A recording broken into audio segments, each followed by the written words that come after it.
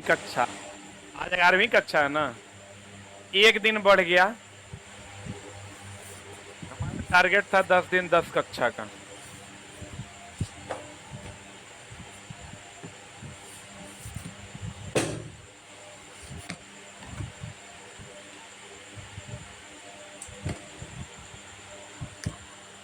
शुरू करें। कुछ अच्छे अच्छे फैक्ट्स को हम लोग यहाँ बायोलॉजी में पढ़ेंगे। पहला क्वेश्चन है आपका अगले का, दैट इज स्केलेटन सिस्टम का। कौन सिस्टम का? ह्यूमरस अस्थि कहां पाया जाता है? देखो कहां पाया जाता है? जांग में, कि ऊपरी भुजा में, क्या अग्र में, कि पिंडली में? क्या आंसर बताओ, कितने लोग ए नंबर के फेवर में? द राइट आंसर इज ऊपरी भुजा। आंसर इसका क्या हो जाएगा दोस्त मेरे? ऊपरी भुजा। जांग में तो फीमर पाया जाता है, अग्र भुजा में अल्ना रेडियस पाया जाता है। क्या पाया जाता है? Ulna radius. ये आपके काम का नहीं है। एक होता है जानुका हड्डी, नाम सुने हो? फीमर, जानुका हड्डी कहते हैं पटेला को। अभी घुटना में जो है ये ऐसे ऐसे करके ऐसे ऐसे होता है, गोल वाला चक्री रहता है। ये बताओ ये कौन सा ऐसा हड्डी है जो बच्चों में नहीं पाया जाता है? बच्चों के जन्म के समय नहीं पाया जाता है। द नेम ऑफ द हड्डी इज जानुका हड्डी। कौन हड्डी? जानुका हड्डी बच्चों के जन्म के समय नहीं होता है। यह जन्म के 2 से 5 साल बाद होता है। 2 से 5 साल बाद होता है। कौन हड्डी? जानुका हड्डी। किसमें? बच्चों में। जानुका हड्डी आप कभी अपने घुटने पे देखिएगा, कोई चक्री टाइप का रखा हुआ रहता है, उसी को हम लोग जानुका हड्डी या पटेला कहते हैं। जो जन्म के कितना दिन बाद? 2 से 5 साल बाद। और ह्यूमरस कहां पाया जाता है? ऊपरी भुजा में। जांग में क्या पाया जाता है? फीमर। अग्र भुजा में क्या पाया जाता है? Ulna radius. और दोस्त मेरे जानुका हड्डी बच्चों में पाया नहीं जाता है। ये कब डेवलप होता है? 2 से 5 साल बाद। अब बताओ कौन सा ऐसा ग्रंथि है जो सबसे बड़ा होता है बच्चों में? थाइमस ग्लैंड, नाम सुने हो? थाइमस ग्रंथि एंटीबॉडी जनरेट करता है। क्या जनरेट करता है? थाइमस ग्लैंड एंटीबॉडी उत्पन्न करता है। एंटीबॉडी उत्पन्न करता। और यह बच्चों में, यह बचपन में बड़ा होता है। बचपन में बड़ा होता है। यह बचपन में क्या होता है? बड़ा होता है। और यह क्या जनरेट करता है? एंटीबॉडी। इसलिए देखिएगा जवान, बचपन से जवानी तक आप बीमार कम पड़ते हैं, और जैसे ही आपका 40-45 पार कर जाएगा, जो कि लगभग कर गया है, तो अब आप बीमार होना शुरू हो जाइएगा। Right it down. कौन ग्रंथि? थाइमस ग्रंथि। कौन ग्रंथि? जल्दी। थाइमस ग्लैंड जो है ये बच्चों में ही पाया जाता है, और जानुका हड्डी बच्चों में पाया नहीं जाता है।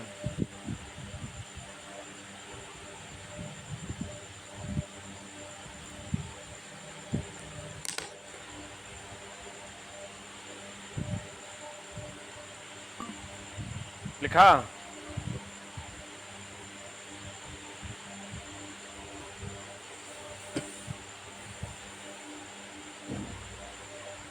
थाइमस ग्रंथि एंटीबॉडी उत्पन्न करता है, और यह कब बड़ा होता है? बचपन में। जानुका हड्डी 2 से 5 साल तक नहीं होता, ये डेवलप होता है 2 से 5 साल तक। जांग में क्या होता है? फीमर। ऊपरी भुजा में क्या होता है? ह्यूमरस। अग्र भुजा में क्या होता है? Ulna radius. अगला क्वेश्चन है आपका, दांतों पर जमी परत बनी होती है केवल भोजन की, भोजन के कण और थूक की, भोजन के कण, थूक और मुखअम्ल की, भोजन के कण, थूक, मुखअम्ल और बैक्टीरिया। चारों है ना? अब बताओ मुख की अगर हम बात करें तो मुख अम्लीय की क्षारीय? अम्लीय। सड़न इसमें कब होता है? जब पीएच मान 5.5 से कम की ज्यादा, पीएच मान 5.5 से कम होता है। दोस्त मेरे, आप बताइए हमको, दांत का बाहरी भाग क्या कहलाता है? दांत का जो बाहरी भाग होता है उसको क्या कहते हैं? एनामेल कहते हैं। अंदरूनी वाले भाग को क्या कहते हैं? बताओ, ये बहुत कम लोगों को पता होता है। दांत के बाहर वाले भाग को सब जानता है, एनामेल कहते हैं। अंदरूनी वाले भाग को डेंटाइन कहते हैं। लिख लो, अंदरूनी वाले भाग को डेंटाइन कहते हैं। दांत के बाहरी वाले भाग को क्या कहते हैं? एनामेल। अंदरूनी वाले भाग को क्या कहते हैं? डेंटाइन। टूथपेस्ट कैसा होता है? टूथपेस्ट होता है क्षारीय, तब ना आपके सड़न को ही खत्म कर देता है, क्योंकि आपका मुख होता है अम्लीय, अम्ल क्षार मिलकर लवण और जल बना देता है। दांत के बाहरी भाग को क्या कहते हैं? एनामेल। अंदरूनी वाले भाग को क्या कहते हैं? डेंटाइन।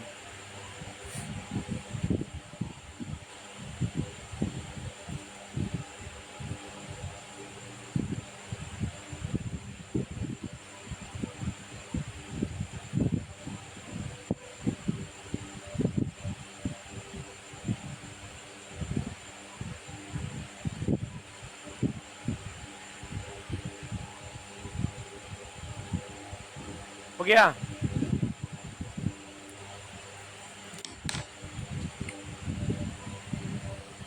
अरे वाह!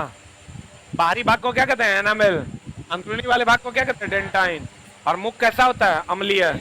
ये वो क्वेश्चन चला हमेशा पूछता है कि बताओ, पित्त रस का निर्माण कहाँ होता है? पित्त रस का निर्माण कहाँ होता है? पित्ताशय में ना। एक ऑप्शन है पित्ताशय में, दूसरा ऑप्शन है यकृत में। कहाँ होता है बताएं? पित्त रस का निर्माण होता है यकृत में और जमा होता है पित्ताशय में। आज बताओ तो मूत्र का निर्माण कहाँ होता है? इसमें बच्चा बड़ा कंफ्यूज करता है। मूत्र का निर्माण यकृत में कि किडनी में? कितने लोग यकृत के फेवर में है? Raise your hand. कितने लोग किडनी के फेवर में है? The right answer is kidney. ये ध्यान रखना, मूत्र का निर्माण कहाँ होता है? किडनी में, यकृत में नहीं। अब पित्त रस का निर्माण कहाँ होता है? यकृत में। पित्ताशय में जाकर वो क्या होता है? जमा होता है। अब पित्त रस वसा का पाइसीकरण करता है। क्या करता है? वसा का पाइसीकरण करता है।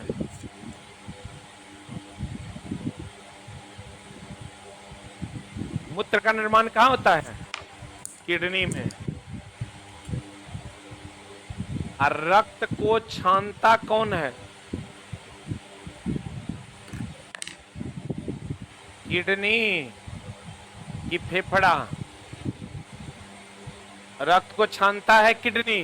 अब फेफड़ा ऑक्सीजन देकर क्या करता है? शुद्ध करता है। और यहाँ का फेफड़ा का कौन भाग करता है? एल्वियोली। कौन करता है? एल्वियोली करता है। लिख लिया? आंसर इसका क्या हो जाएगा? डी।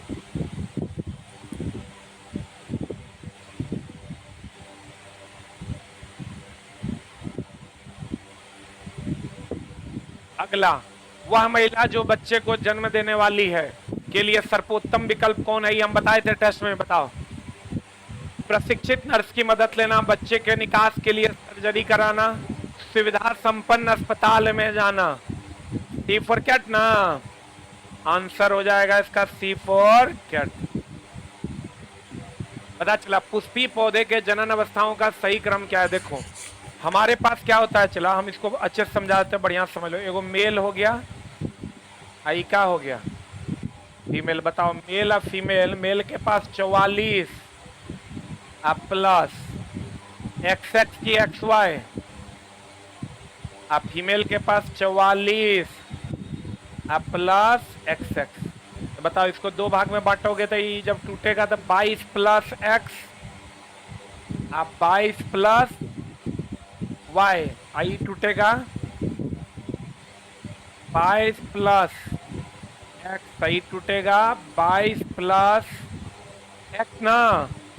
दोस्त मेरे, ये जो आपको दिख रहा है ये ये युग्मक है। क्या है ये? युग्मक है। ई एकरा से अगर मिल जाएगा अब ये बना देगा युग्मनज। युग्मनज से बनेगा भ्रूण, अब भ्रूण से बनेगा नवोद्भेद। एक मिनट होल्ड डाउन। ये जो 22 प्लस एक्स क्या है? युग्मक है। ये भी युग्मक है, ये भी युग्मक है, ये भी युग्मक है। युग्मक जब मिल जाएगा क्या बनाएगा? युग्मनज। तो बता ऑर्डर क्या हो जाएगा? युग्मक, युग्मनज और भ्रूण ना। अब भ्रूण के बाद क्या बनाएगा? नवोद्भेद।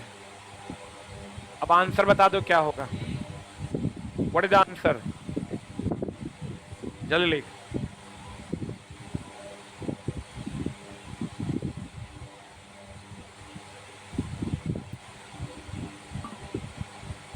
सब में हम लोग पढ़ते हैं कितने गुणसूत्र? 46 ना? बोलो रे।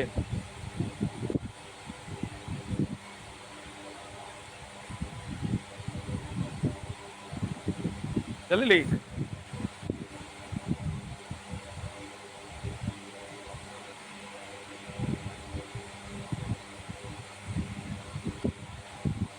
लेकिन कुछ जगहों पर चला 47 क्रोमोसोम भी पाया जाता। बताओ कहां? एगो डाउन सिंड्रोम नाम सुने हो? डाउन सिंड्रोम में कितने गुणसूत्र के कारण होता है? 47। पटाऊ सिंड्रोम का नाम सुने हो? उसमें भी 47। लिख लो। ये लिख लिया? आंसर बता दो क्या हो जाएगा? ए की भी किसी लिखना। लिख लिए? अरे लिखे। युग्मक से क्या बनता है? युग्मनज। युग्मनज से क्या बनेगा? भ्रूण। भ्रूण से क्या बनेगा? नवोद्भेद। युग्मक और युग्मनज में बच्चा बड़ा कंफ्यूज रहता है। तो लिखिएगा डाउन सिंड्रोम। डाउन सिंड्रोम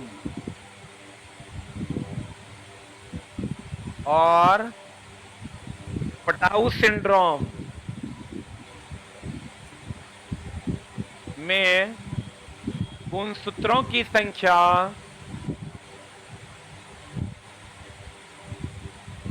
47 होती है। 47 होती है। लिखा? आज बताओ तो ये जो ट्रांसजेंडर पैदा होता है उसके लिए कितना, कौन सा सिंड्रोम होता है? क्लेनेफिल्टर सिंड्रोम। क्लेनेफिल्टर सिंड्रोम। इसमें 44 प्लस एक्स, एक्स आएगा और क्या? वाई। इसमें होता है वाई आ गया तो होता है फीमेल कैरेक्टर, लेकिन दिखता कैसा है? मेल के जैसा।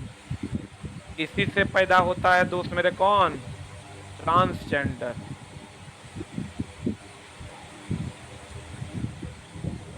क्लेनेफिल्टर syndrome, Patau syndrome, Down syndrome. इसमें कितना क्रोमोसोम होता है? 47। इसमें कई गो हो गया? 44 प्लस एक्स, एक्स और क्या? वाई। 44 2 46 एक 47 से क्रोमोसोम हो गया रे। 44 और 3 कितना हो गया? 47। और ये किसमें होता है? ट्रांसजेंडर। यही 3 को है 47 क्रोमोसोम वाला। इसका आंसर बताओ। गर्भ निरोधक कुली में क्या क्या होता है? प्रोजेस्टेरोन और एस्ट्रोजन का गौण मिश्रण।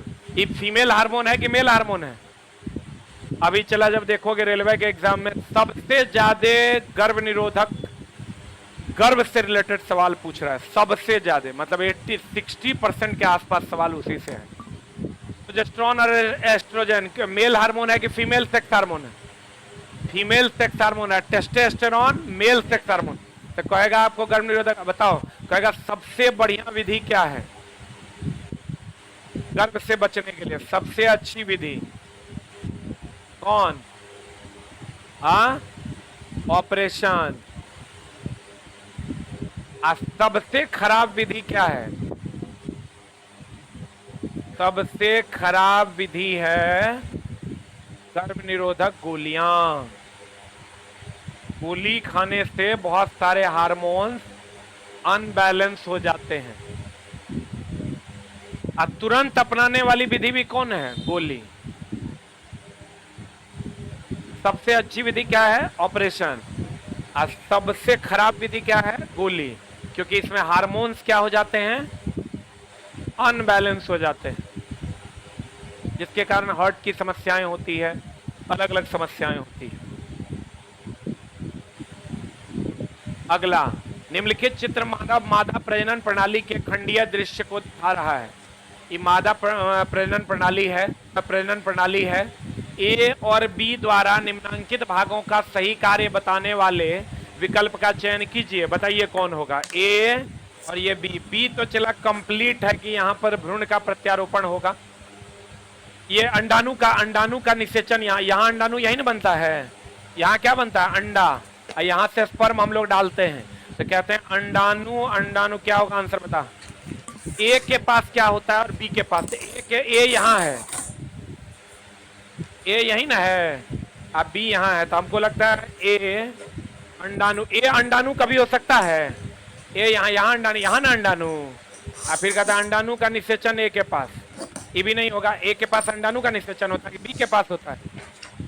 अरे निषेचन कहाँ होता है? अंडाणु यहाँ ना बनता है। आंसर हमको लगता है सी हो जाएगा। क्या? भ्रूण का प्रत्यारोपण ए के पास, अंडाणु का निषेचन कहाँ पर? बी के पास। आपको पूछेगा निषेचन कहाँ होता है? गर्भ में कि फैलोपियन ट्यूब में? यही चला, फैलोपियन ट्यूब है, यही पर निषेचन होता है। गर्भ में भ्रूण का क्या होता है? विकास होता है। गर्भ में भ्रूण का क्या होता है? विकास। डिजीज की अगर हम बात करें, बताओ HIV अभी चला, बहुत ज्यादा मरीज इसके पाए जा रहे हैं। HIV एड्स के संचरण को रोकने के लिए कई विधियां अपनाई जाती है। दिए गए कथनों में कौन सा गलत है? मच्छरदानी के उपयोग से HIV से बचा जाएगा।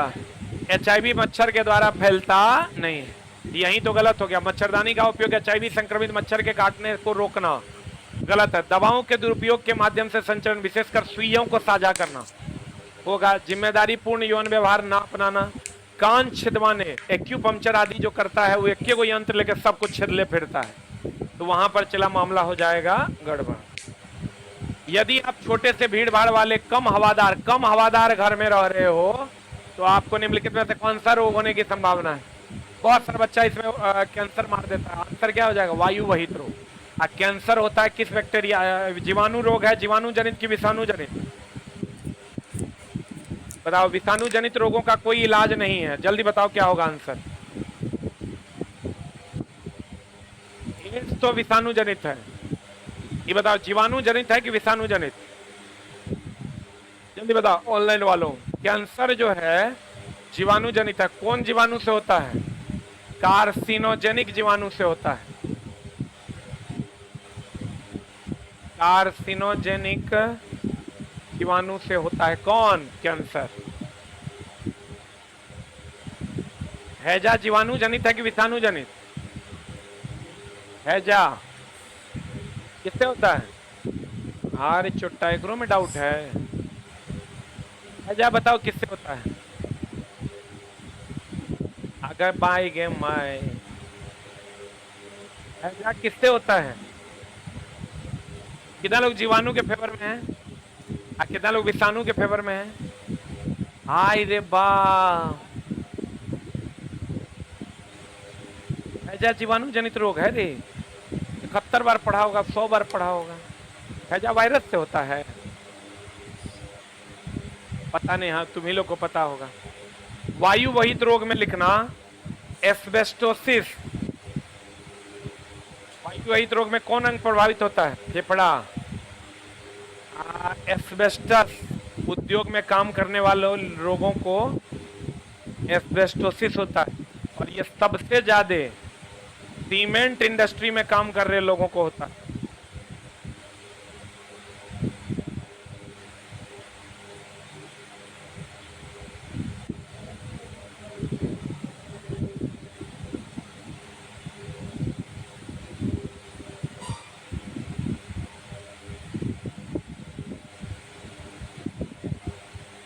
हो गया?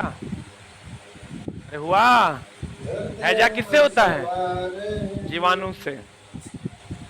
विब्रियो कोलेरी सुना है कि नहीं? बैक्टीरिया था।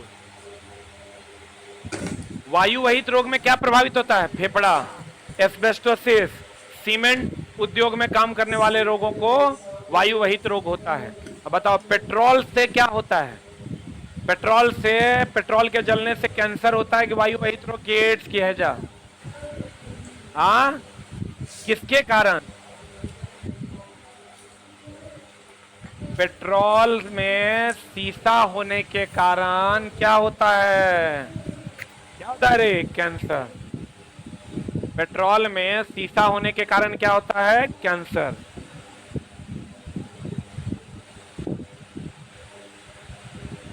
आर्सेनिक से क्या होता है? आर्सेनिक से दोस्त मेरे ब्रेन ट्यूमर भी होता है। अब ब्रेन ट्यूमर नहीं रहे तो क्या मरना है? कैंसर भी होता है।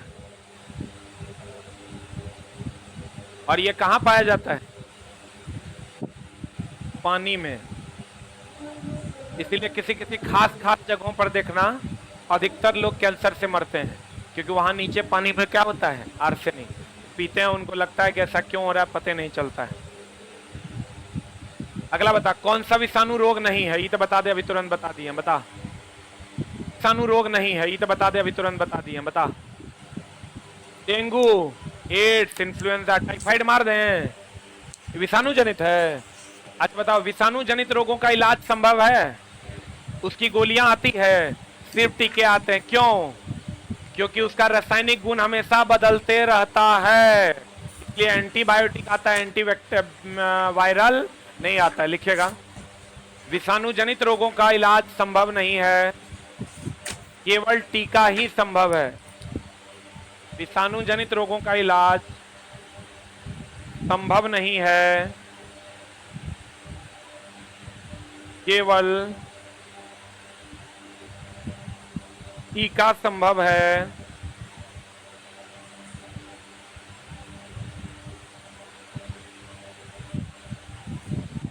केवल टीका संभव है, क्योंकि विषाणु पल पल अपनी रासायनिक गतिविधियों को बदल लेता है। पल पल अपनी रासायनिक गतिविधियों को बदल लेता है,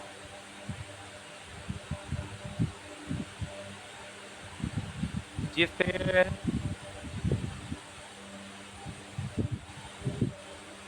म्यूटेशन कहते हैं।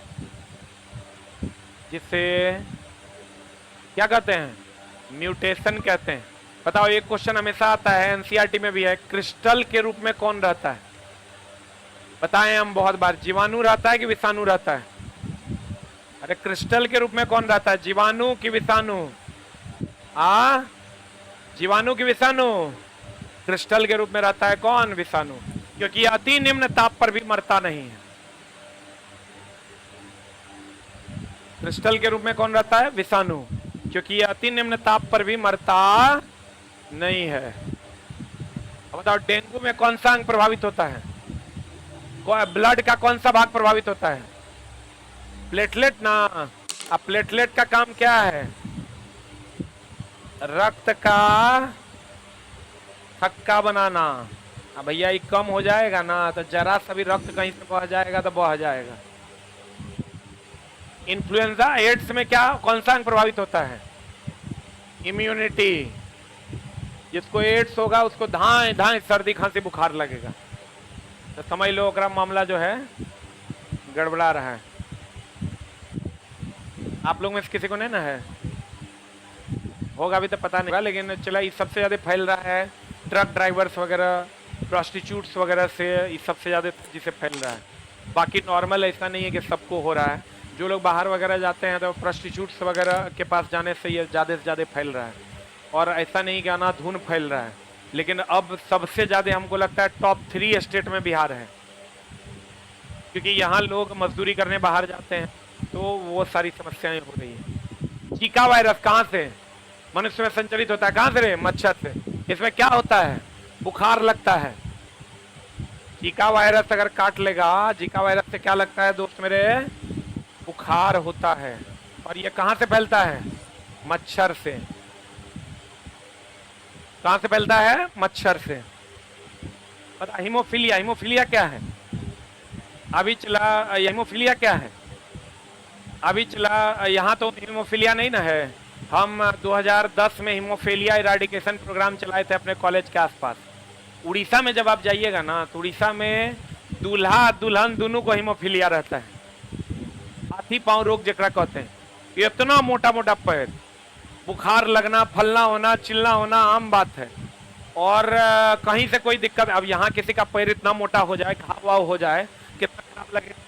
अब वहाँ लोगों के लिए लगता था कि, हमको लगता था, देखते थे कि एकदम नॉर्मल है, क्योंकि भैया एकरो है अब ओकरो है। हम वहाँ रूम लेकर रहते थे। अब मच्छर के काटने से होता है। तुम समझ लो हम किस स्थिति में जी रहे होंगे। हमको लगा कि वो लोग क्या करता था ना, कहीं रोड पे सूत गया, कहीं मचनवा पे सूत गया। अब एगो मच्छर जिसको है उसको काटा, और फिर उसको काट के फिर उसको काटा जिसको नहीं है। अब मच्छर इसका वाहक है, मामला गड़बड़ा नहीं जाएगा। तुम समझो हम 4 साल जो रहे, जस्ट कॉलेज था इसके जस्ट बाहर में रूम लेके रहते थे। उल्टी उल्टी लग रहा है, जाओ जाओ जाओ, देखना कुछ है ना। अब मामला क्या था? मामला क्या था चला कि वहां हम गए एगो शादी में, तो वहां दूल्हों को था और दुल्हनों को था। तो हम फिर वहां मच्छरदानी सबको दे दे के बहुत एक फाइलेरिया इराडिकेशन प्रोग्राम चलाए थे। सब कॉलेज में चंदा किए थे, 80 को मच्छरदानी बांटे थे। हम अपना चला मच्छरदानी से, चाहे कितनो गर्मी रहे, 24x7 में मेरे बेड पर मच्छरदानी ऑन रहता था। खाना भी उसी के अंदर खाते थे, क्योंकि और कहीं जा नहीं सकते थे, क्योंकि कहीं भी जाएंगे तो उड़ीसा में उस वहाँ पर फाइलेरिया बहुत ज़्यादा फैला हुआ था।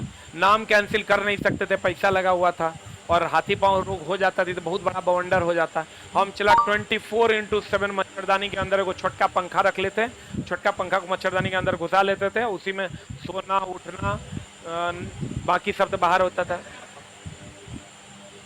अब देखो कहता है हीमोफीलिया इसलिए चला बहुत भयानक बीमारी है, ये मच्छरों के काटने से होता है। कौन मच्छर?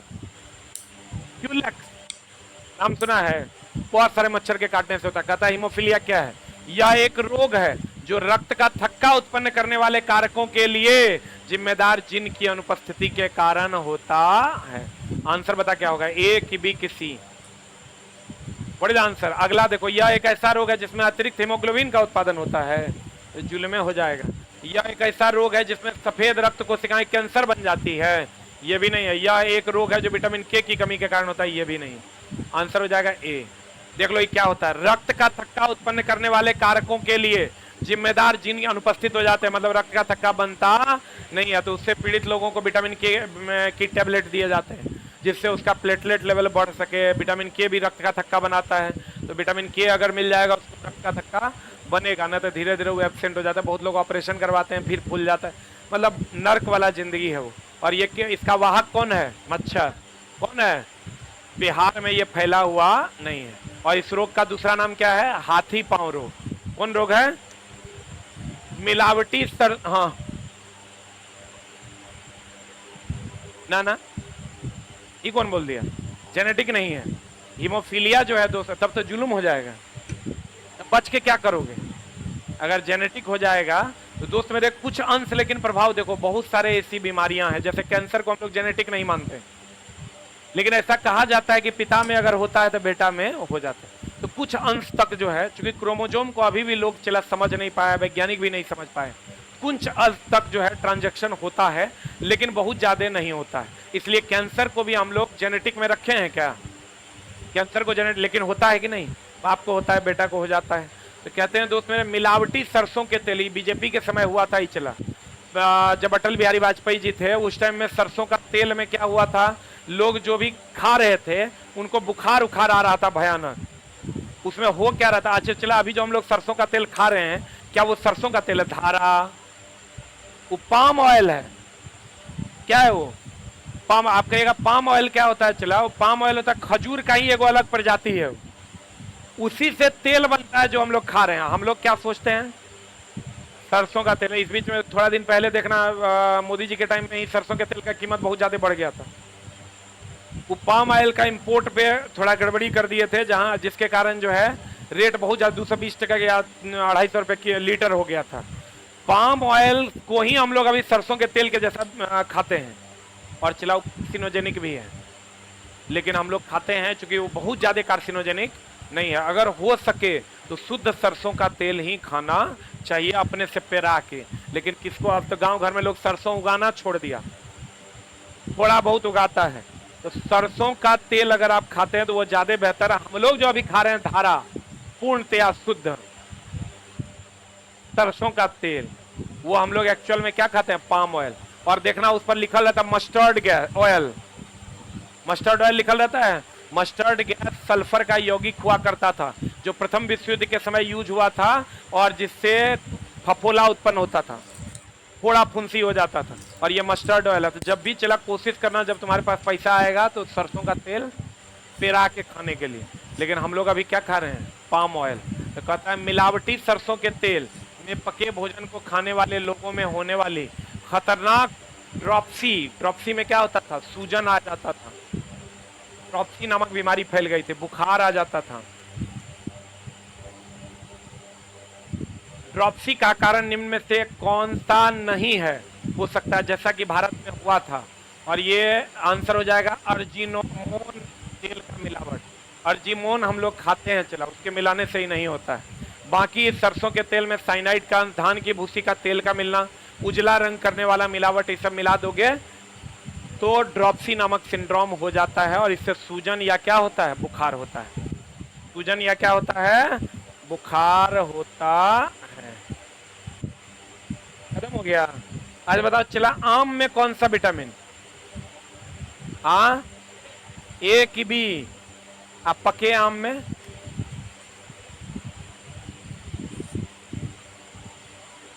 कच्चा आम में का, पक्का आम में, अब बताओ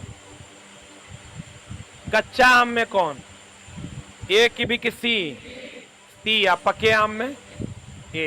ये ध्यान रखना, कच्चा आम में क्या सी, या पके आम में क्या ए। विटामिन ए का सबसे बढ़िया स्रोत कौन है, पपीता, कौन, गाजर, पपीता, ये सब सबसे अच्छे स्रोत में से आता है। हो गया, अरे बोलो। साइनाइड जो है, साइनाइड जहर है, जहरीला पदार्थ है। ये जो चला वो क्या कहते हैं उसको, आतंकवादी सब साइनाइड है चाट के चला मर जाता है। हम लोग कहते हैं हीरा चाट के मर गया। साइनाइड मिथाइल आइसोसाइनाइड, इसी से ना भोपाल गैस कांड हो गया था 3 दिसंबर 1984 को। कंपनी का नाम क्या था, यूनियन कार्बाइड। साइनाइड एक जहरीला पदार्थ है।